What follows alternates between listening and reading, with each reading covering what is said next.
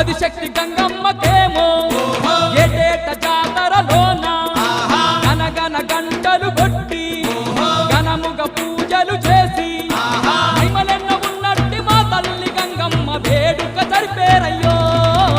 గంగమ్మ తిరునాళ్ళు రన్నో బొబ్బయ్య కోటి భక్తులురా రత్నాల గంగమ్మ మొక్కులు తీర్చగ బయలెల్లి వచ్చేరురా.